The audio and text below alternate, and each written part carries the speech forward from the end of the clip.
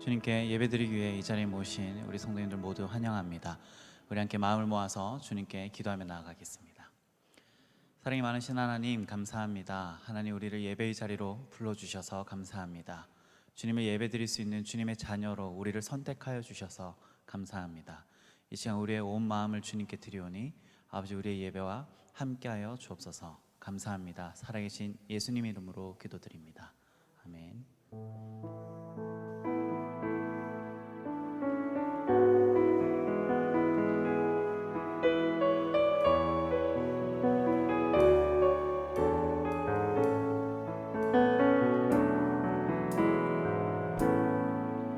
하늘의 문을 여소서, 이곳을 주목하소서. 주를 향한 노래가 꺼지지 않으니 하늘을 열고 보소서. 이곳에 임재하소서. 주님을 기다립니다. 기도의 향기가 하늘에 닿으니 주여 임재하여 주소서. 이곳에 오셔서 이곳에 앉으소서. 이곳에서 드리는 예배를 받으소서. 주님의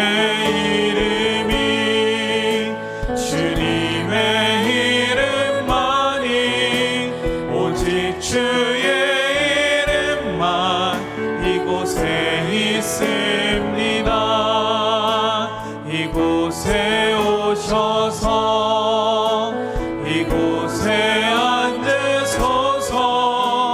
이곳에서 드리는 예배를 받으소서. 주님의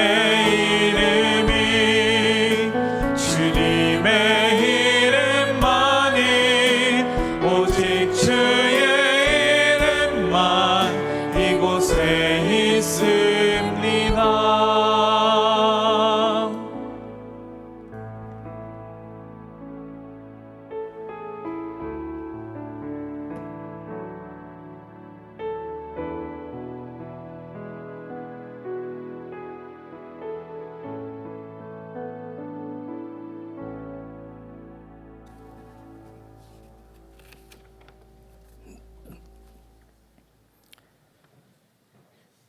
은혜로우신 하나님 아버지, 지난 한 주간 베풀어 주신 은혜와 사랑을 감사합니다. 특히 코로나19를 비롯해 수많은 사고와 사건 속에서도 주님의 택한 백성들을 지켜주시고 보호해 주신 은혜와 사랑을 감사하며 주님을 찬양합니다. 그러나 주님의 자녀인 우리가 한 주간 살면서 주님께서 베풀어 주신 은혜와 사랑에 못 미치는 생활, 하나님이 기뻐하신 대로 살아가지 못한 때가 너무 많음을 고백합니다. 하나님의 크신 사랑과 긍휼로 우리의 죄와 실수를 용서해 주시옵소서. 또한 우리의 조국과 민족 그리고 교회와 백성들이 하나님의 섭리에 부합하지 않는 잘못을 범했을지라도 자비가 풍성하신 하나님께서 용서해 주시기를 간절히 바랍니다. 오늘 이 예배에 함께하는 주님의 자녀된 저희는 하나님의 이름만이 이 땅 가운데 거룩하게 드러나기를 원하오며 주님의 나라를 구현해 줄 수 있는 살아있는 우리 대형교회가 되기를 간절히 소원합니다.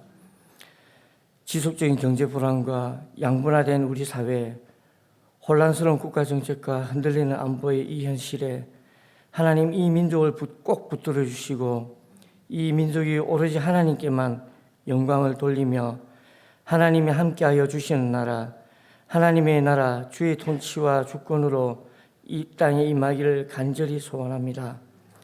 뿐만 아니라 하나님의 뜻이 항상 우리 그리스도인의 삶을 통해 이 땅에 이루어지기를 간절히 기원합니다. 하나님 아버지, 코로나19로 인하여 경제적인 어려움과 함께 몸과 마음이 망가질 대로 망가진 심령들을 위로하여 주시고 다시 일어설 힘과 용기와 소망을 허락하여 주시옵소서. 이 땅에 우리 다음 세대가 분별함으로 주님 안에서 새 생명을 얻고 구별된 하나님의 백성으로 자신을 이기고 세상을 이기게 하여 주시고 각자의 구원받은 삶 가운데 하나님의 비전과 꿈을 꾸며 그 믿는 바를 삶 가운데서도 드러내고 미래 이 나라와 세계를 이끌어갈 주역으로 든든히 세워질 수 있도록 믿음을 더해 주시고 끝까지 지켜가게 해 주시옵소서. 은혜가 풍성하신 하나님, 오늘 우리가 드리는 대면 예배, 온라인 예배가 주님께 영광이 되며 드려지는 예배 가운데 하나님의 크신 사랑과 은혜를 경험하는 시간 되게 하여 주시옵소서. 아버지께 참되게 예배하는 자는 영과 진리로 예배할 때가 오나니 지금 이 바로 그때다. 아버지께서는 이렇게 예배하는 자들을 찾으신다고 하셨습니다. 그 찾으시는 한 사람 한 사람이 우리 모두가 되기를 소원합니다. 이 시간 단위에 세우신 목사님, 성령님께서 함께 하셔서 선포되어지는 참으로 귀한 말씀이 우리에게 생명의 말씀이 되게 하시고 말씀을 통하여 하나님의 살아계심과 은혜를 깨닫는 귀한 시간 되게 하여 주시옵소서. 길이 없는 곳에 막다른 골목길에 우리의 길을 만들어 가시는 하나님을 찬양합니다. 예배의 시종을 주님께 부탁드리오며 주님 홀로 영광 받으시옵소서. 감사합니다. 예수님 이름으로 기도드립니다. 아멘.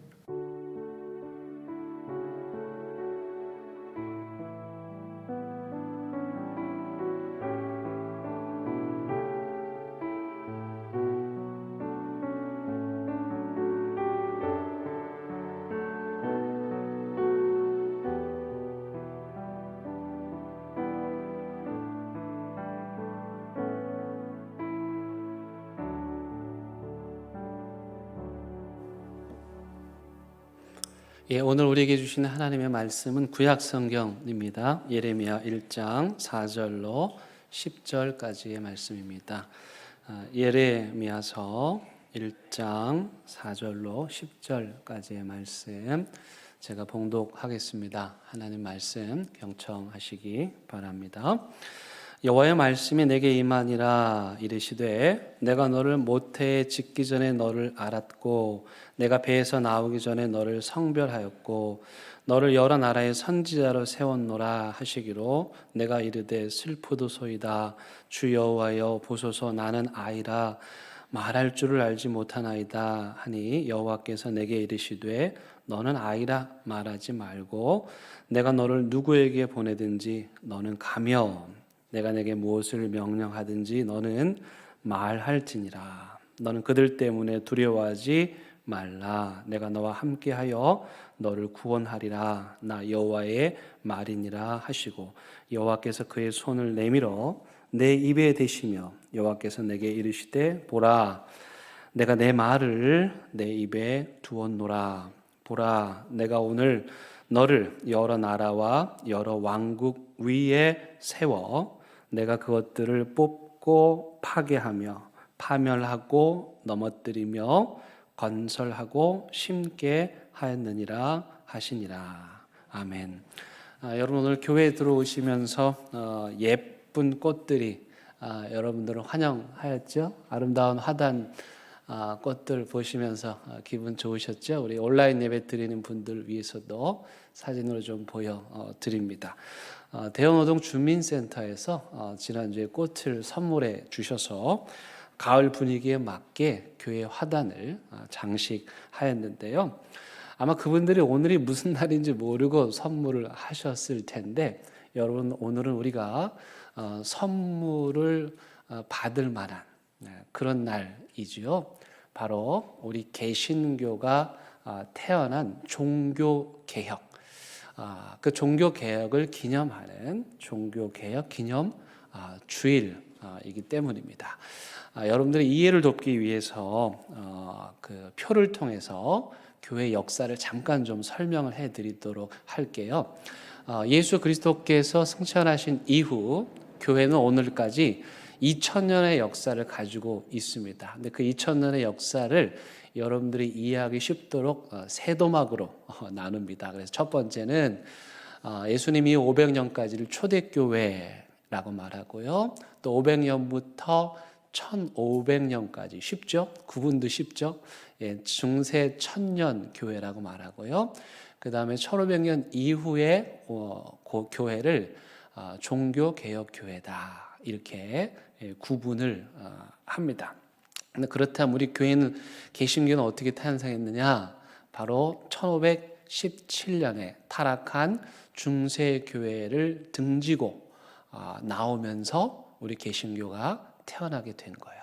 그러니까 우리 개신교는 1500년 동안 함께 교회 역사를 같이 하다가 1517년에 분리되어 오늘까지. 그래서 그 2017년에 500주년 기념을 우리가 했었고 올해로 우리가 종교개혁 기념 주일 맞이하게 됩니다. 그런데 우리를 개신교라고 말하면 그럼 이전에 있었던 중세 교회는 뭐라고 부릅니까? 우리가 카톨릭이라고 구분을 하고요.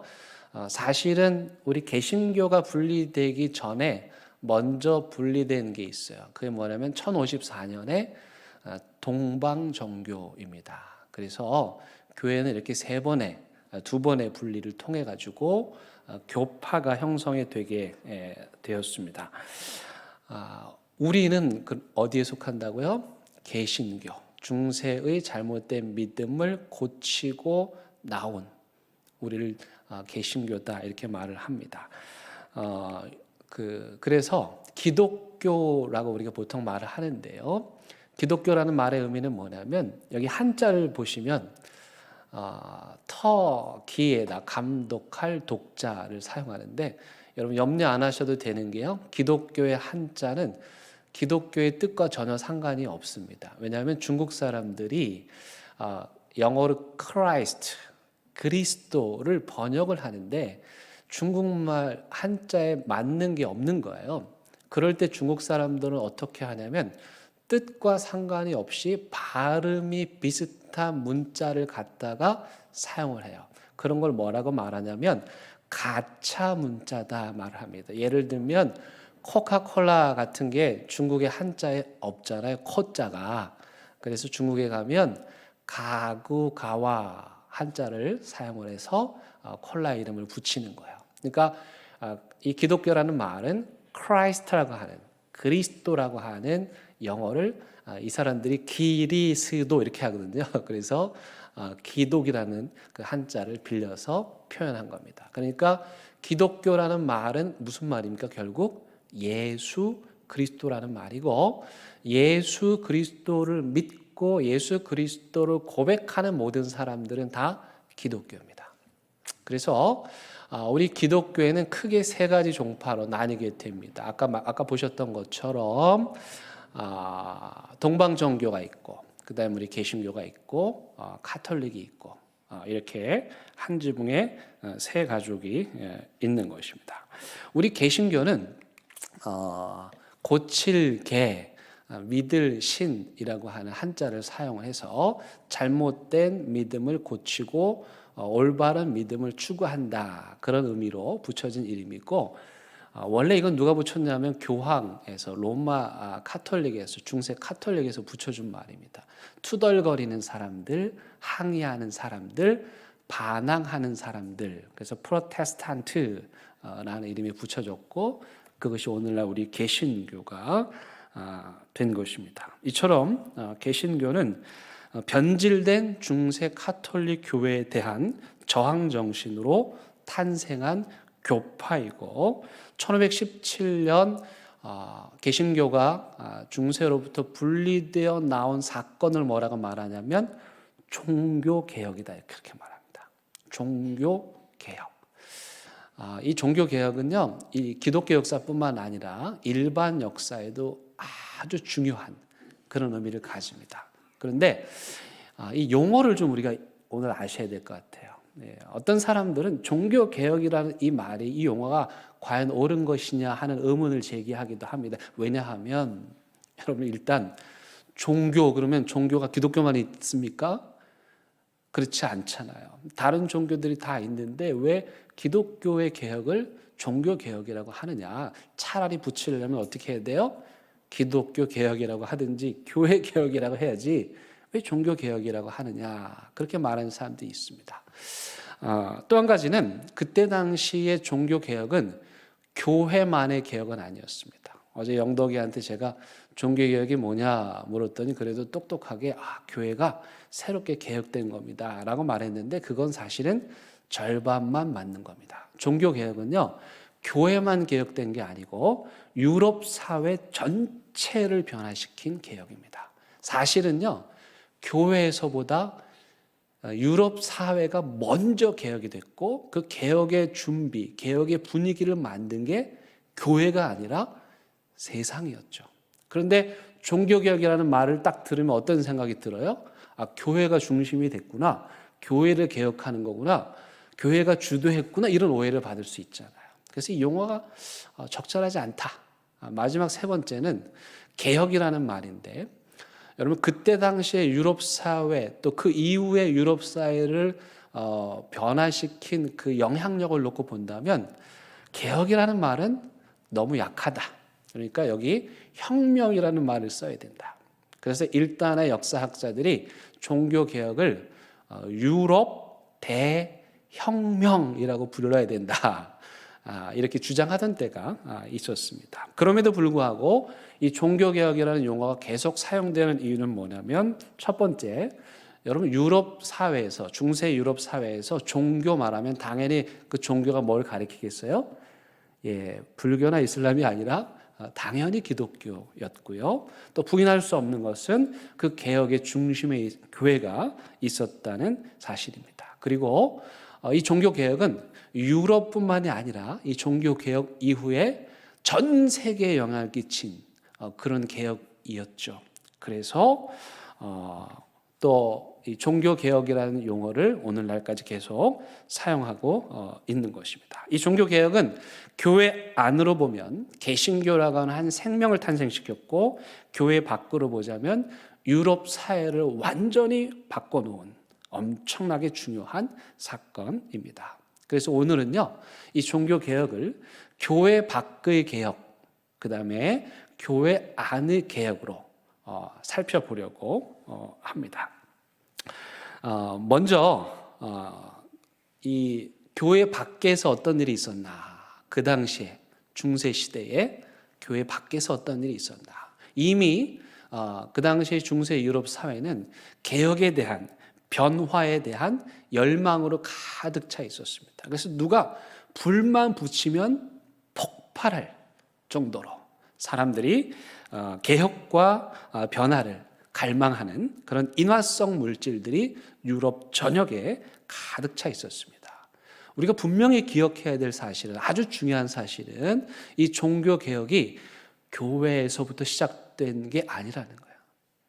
교회 밖 세상으로부터 시작이 되었고, 이미 99% 종교개혁이라고 하는 변화의 열망과 갈망이 교회 밖의 세상에 가득 차 있었다는 사실, 이걸 아는 게 매우 중요합니다.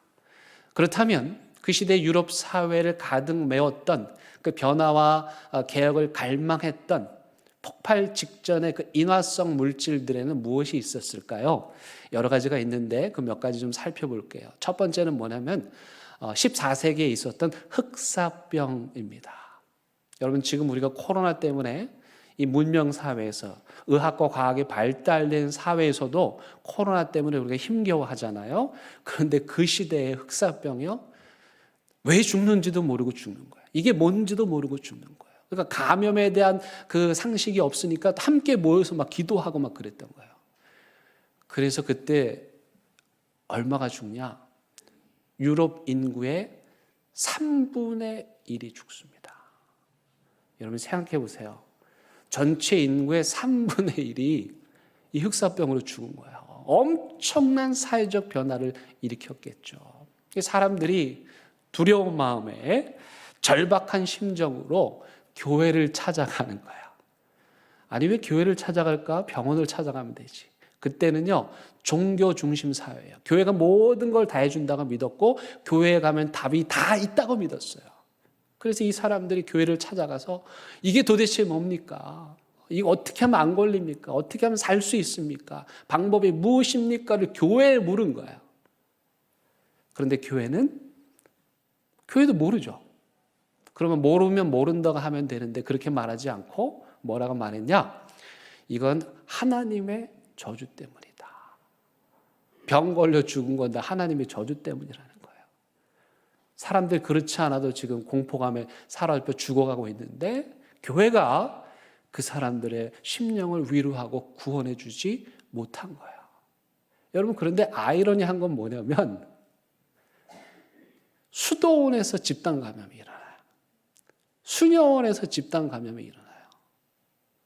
집단 생활을 하니까. 그러니까 유럽 사회 사람들이 뭐라고 생각하겠어요?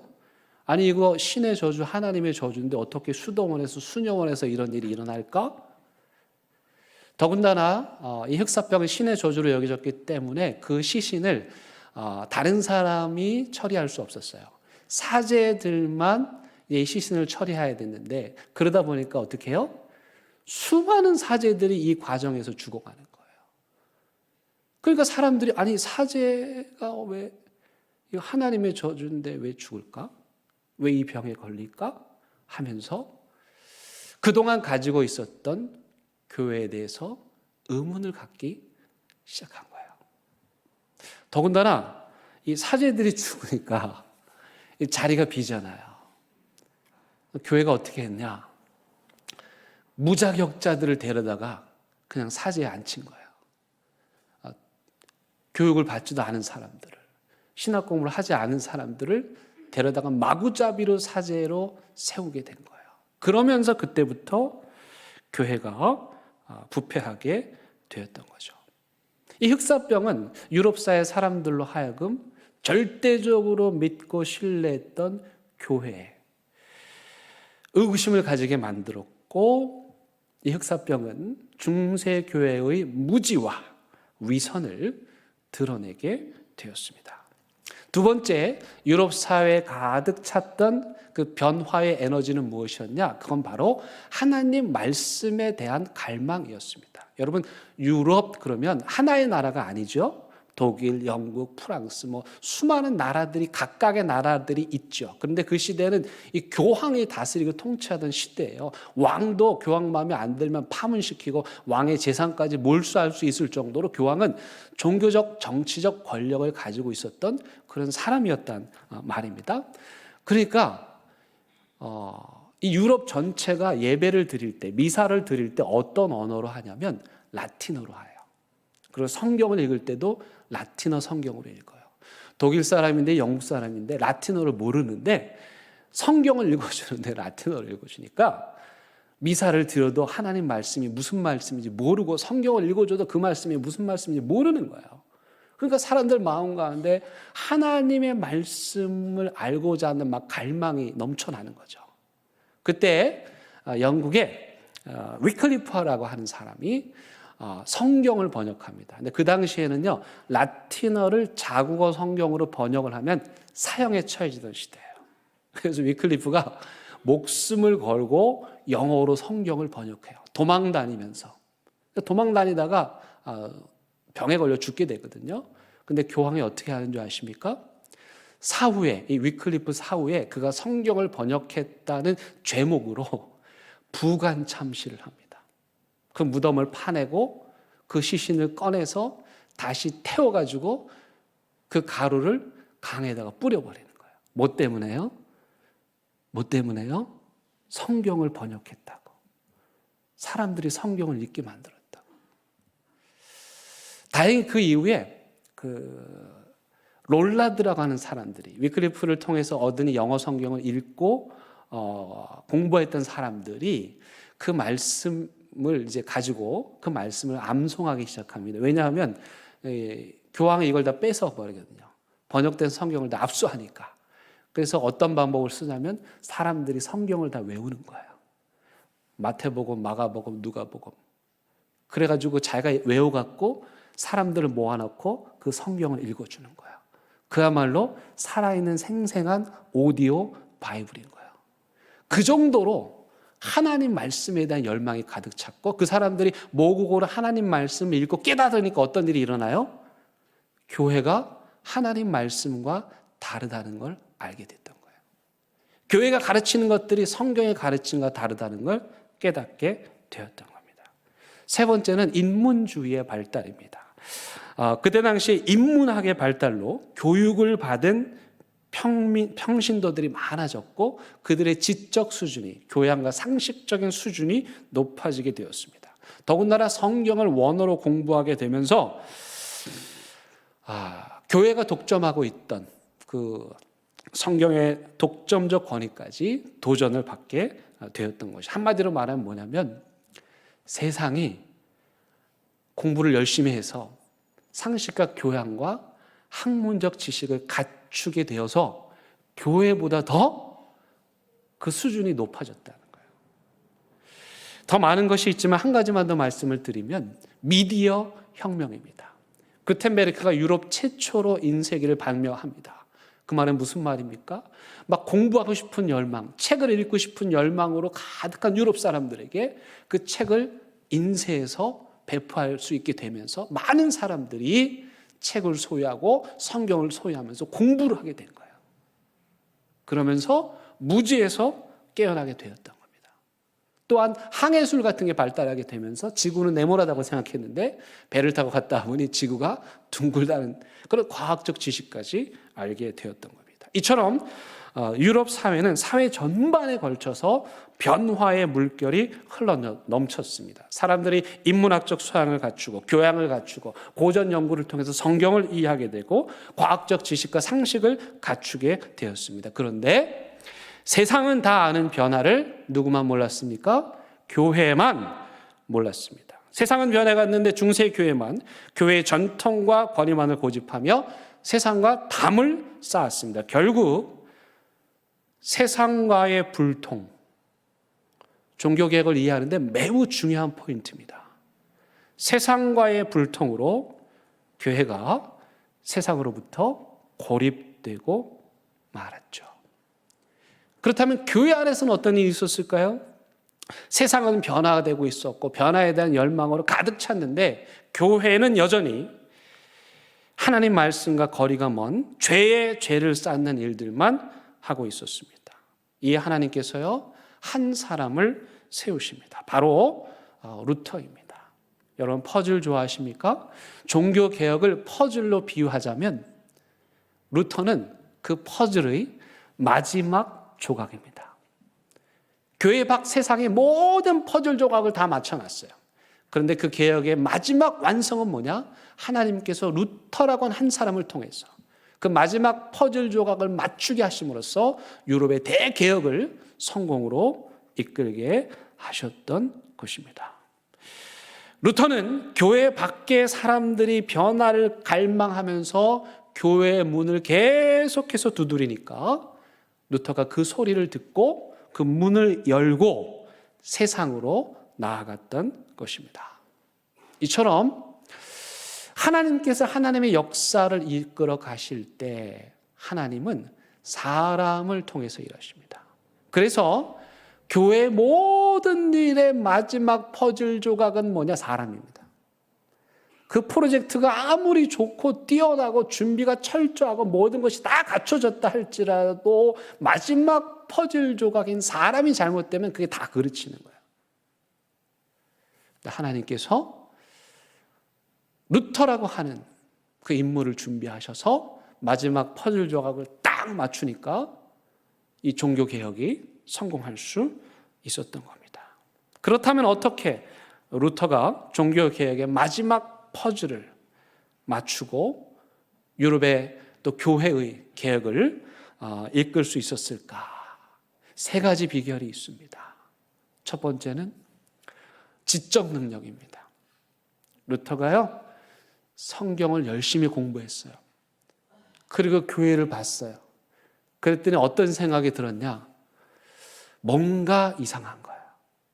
뭔가 이상해. 그래서 루터의 그 위대한 종교 개혁은요, 이상하다. 여기서 시작이 된 거예요. 성경을 몰랐을 때는 교회가 하는 일들이 이상하지 않았어요. 근데 성경을 보고 교회를 봤더니 이게 이상한 거예요. 이상한 걸 이상하다고 느낄 줄 아는 지적 능력. 그것이 바로 루터의 개혁을 이끈 거예요. 두 번째는 뭐냐면 결단력입니다. 이상해. 그러고 말 수도 있죠. 그런데 루터는 자신이 이상하다고 생각하는 걸 95가지의 질문으로 만듭니다. 이거 이상하고 저거 이상하고. 그래가지고 감히 사제 주제에 교황에게 질문을 하는 거예요. 여러분, 그 시대의 교황의 권위에 맞선다는 건 그 목숨을 거는 일인데, 그는 이상한데 이건 아닌 것 같아. 그리고 그것을 질문으로 담아서 용기 있게 세상에 내어놓습니다. 그는 자기가 믿는 바를 실천할 줄 아는 사람이었습니다. 세 번째 비결은 뭐냐면 소명의식입니다. 여러분, 그는 단지 이상해서 성경을 읽고 교회를 보니까 이해가 안 되는 게 95가지나 돼서 그걸 종이에 적어서 붙였을 뿐인데 유럽 사회가 발칵 뒤집혔습니다. 교회 말이 아니라 사람들이 열광을 하는 거예요.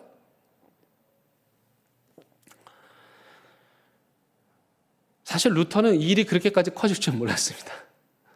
그리고 우리가 생각하는 것처럼 루터는 머리에 띠를 두르고 개혁합시다 이런 사람도 아니에요. 그냥 궁금해서 이상해서 물은 것뿐인데 그것이 엄청난 파장을 불러일으켰습니다.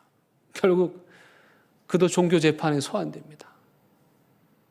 그리고 협박을 당합니다. 네가 한 모든 주장을 철회해라. 네가 쓴 모든 글을 태워라. 그러면 용서해 주겠다. 여러분, 어떻게 해야 될까요? 그의 말 한마디에 따라서 살 수도 있고 또 그의 말 한마디가 그를 죽일 수도 있습니다. 화형에 처해지는 거예요. 근데 그가 하나님의 성령에 사로잡혀서 그 재판정에서 이렇게 말합니다. 내 양심은 하나님 말씀에 사로잡혀 있습니다. 내가 여기 섰나이다. 하나님, 나를 도와주소서. 그리고 불의에 맞습니다. 아마 그때 루터의 심정이 오늘 본문에 나오는 예레미야의 심정이었을 것입니다. 그는 개혁을 앞장서서 하려는 마음이 없었습니다. 그러나 하나님께서 그를 부르셔서 그에게 소명을 주십니다. 예레미야에게 주신 소명은 무엇입니까? 10절 말씀입니다. 너무도 중요한 내용입니다. 예레미야의 개혁 6가지 동사로 표현이 됩니다. 보라, 내가 오늘 너를 여러 나라와 여러 왕국 위에 세워 내가 그것들을 어떻게 해요? 뽑고 파괴하고 파멸하고 넘어뜨리고 그 다음에 어떻게? 건설하고 심게 하겠다. 앞에 4가지 동사는 다 무너뜨리는 것이죠. 무엇을 무너뜨리라는 것입니까? 하나님 말씀과 상관없이 인간이 세운 성을 무너뜨리라는 것입니다. 죄로 쌓은 기울어진 성을 허물고 다시 하나님의 말씀으로 새롭게 세우라는 것입니다. 루터는 하나님의 말씀이 기초하여 그동안 중세 교회가 잘못 쌓아 올린 것들을 다 무너뜨렸습니다. 그리고 다시 하나님의 말씀의 기초 위에 새롭고 견고한 하나님의 교회를 세웠습니다. 그게 뭡니까? 우리 개신교입니다. 여러분, 그래서 우리 개신교는요, 자부심을 가지셔야 돼요. 종교개혁가들이 생명을 걸고 진리를 지켰고 생명을 걸고 다시 하나님의 교회를 회복한 거예요. 가끔 어떤 성도님들이 카톨릭과 개신교의 차이를 물으시면서 옷 모양이 이러니까 카톨릭이 아니냐, 뭐 예배드리는 모양이 이러니까 카톨릭이 아니냐 하는 분들이 있어요. 여러분, 카톨릭과 개신교의 차이는 예배 형식이나 옷차림의 차이가 아니라 전통을 고집하며 세상과 소통하지 않는 것, 그게 바로 중세 카톨릭 교회입니다. 반면에 우리 개신교회는 항상 개혁하는 교회, 그리고 세상과 소통하는 교회입니다. 만약 어떤 교회가 개신교의 저항 정신이 사라지고 관습과 전통을 지키려 한다면 그건 개신교의 탈을 쓴 중세 카톨릭 교회입니다. 여러분, 500년 전 유럽의 모습을 오늘 들으셨는데요. 어떤 생각 드셨습니까? 오늘 이 사회의 모습과 비슷하지 않습니까? 세상은 변하는데 교회는 변하죠. 차이가 있다면 그때는 세상 사람들이 교회에 의지했는데, 교회의 답을 구했는데, 오늘날은 더 이상 세상 사람들이 교회를 의지하지도 답을 구하지도 않고 있습니다. 이런 변화, 그 변화에 가장 더딘 것이 바로 교회이죠. 교회가 변화를 주도해야 하는데 이미 세상 사람들은 교회보다 더 수준 높게 봉사하고 권명원 같은 거 세워서 다음 세대 세우고 있고 인문학 열풍으로 공부를 많이 하고 있는데, 앞으로 벌어질 이 다음 세대를 어떻게 이끌 것인가를 고민하고 있는데, 교회는 그 변화로부터 한참 멀어져 있습니다. 그래서 지금 우리에게 필요한 게 무엇인가? 바로 하나님 역사의 마지막 퍼즐 조각, 사람입니다. 루터 같은 사람, 예레미야 같은 사람. 얽매이고 굳어진 생각을 무너뜨리고 쌓아두지 않고 새로움을 향해 나아가는 개혁정신. 세상의 변화를 인지하고 그 변화를 이끌 하나님의 사람. 한국교회의 희망은 어디에 있을까요?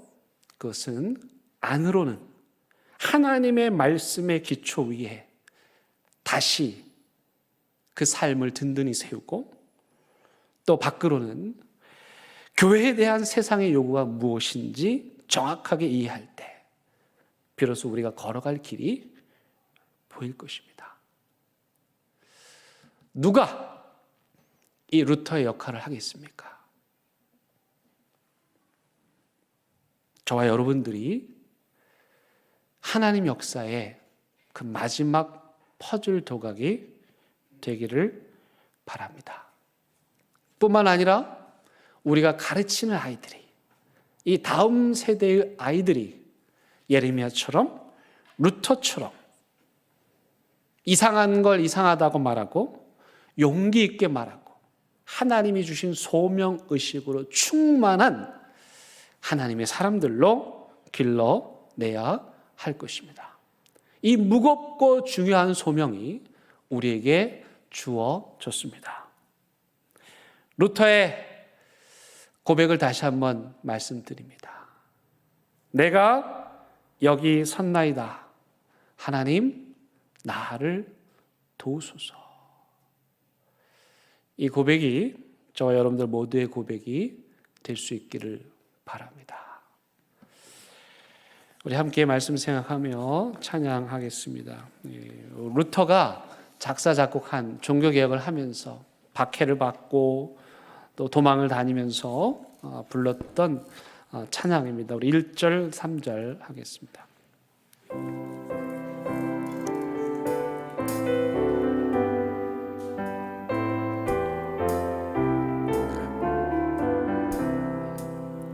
내 주는 강한 성이요 방패와 병기 되시니 그날 안에서 우리를 그와 영내시리로다.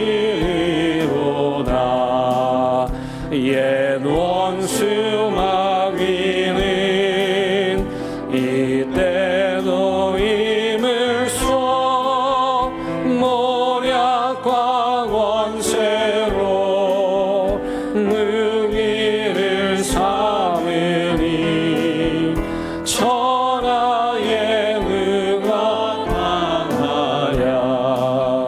이 땅의 마귀를 끌어 우리를 삼키려 하나 겁내지 말고 섰거라 진리로 이기리로다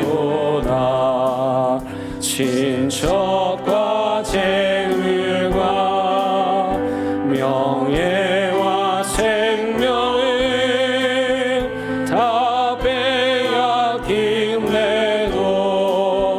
진리는 살아서 그 나라 영원하리라. 기도하시겠습니다. 하나님, 중세교회처럼 지킬 것이 많아졌습니다. 삐뚤어졌는데 계속 싸우면 쓰러지는데 그래도 계속해서 고집하며 무너지고 말 그 성을 쌓아가고 있습니다. 세상은 이미 저 많이 앞서가는데 우리는 제자리를 전전하고 있습니다. 하나님 간절히 기도하오니 500년 전 루터의 소명을 우리가 다시 회복하게 하여 주시옵소서. 무너져야 될 것 다 무너뜨리게 하시고 다시 믿음의 기초, 말씀의 기초 위에 우리의 신앙과 믿음과 교회의 역사 다시 써내려가게 하여 주옵소서. 예수님의 이름으로 기도드립니다. 아멘.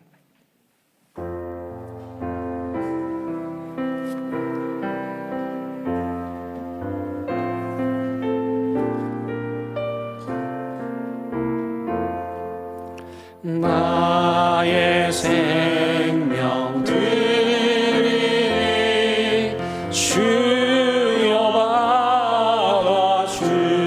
받아주셔서 세상 살아갈 동안 찬송하게 하소서.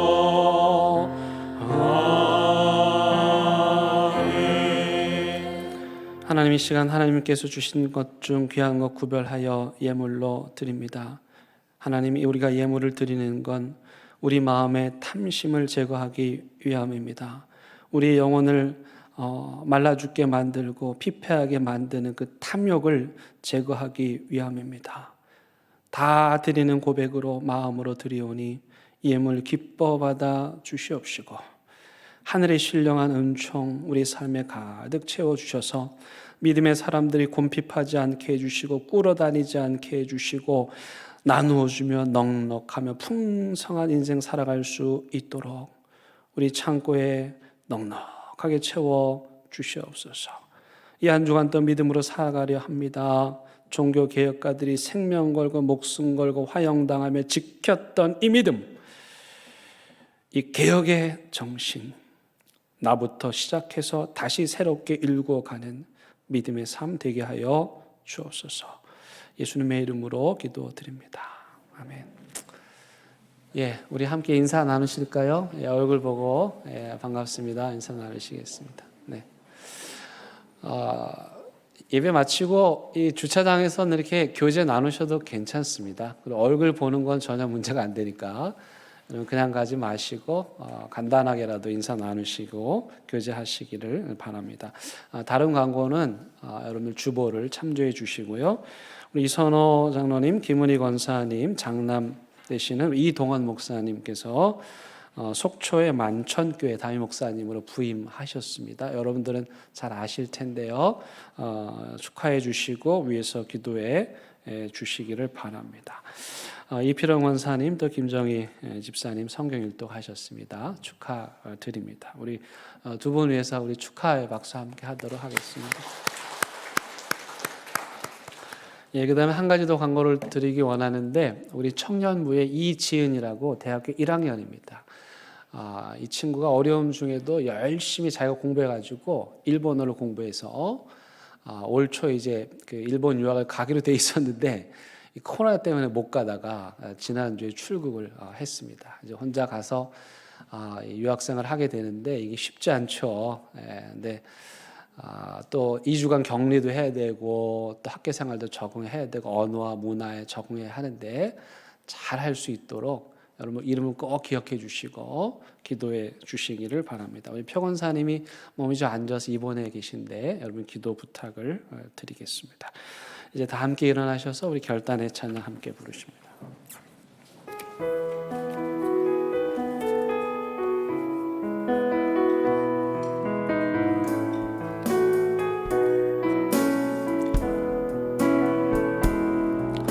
그 선하님의 보혈이 감싸여 그 놀라운 평안을 누리며 나 그대들과 함께 걸어가네 나 그대들과 희망을 여네 지나간 아픔과 고통의 날이 무겁게 내 영혼 짓눌러도 오 주여 우리 외면치 마시고 약속된 구원을 이루소서 그 선하님이 우리 감싸시니 믿음으로 일어나리 기대하네 주 언제나 우리와 함께 계셔 하루 또 하루가 늘 새로워 날마다 우리를 새롭게 하시기 원하시는 그 하나님의 뜻을 따라 우리도 다시 새롭게 되기를 간절히 사모하고 또 사모하는 대형교 모든 성도들 위해 이들의 가정과 일터와 사업장 위에 코로나 재난의 현장과 이 나라 이민족 위에 우리 주님 예수 그리스도의 은혜와 하나님의 크신 사랑과 성령님의 인도하심이 이제부터 영원토록 함께 하시기를 간절히 축원하옵나이다. 아멘.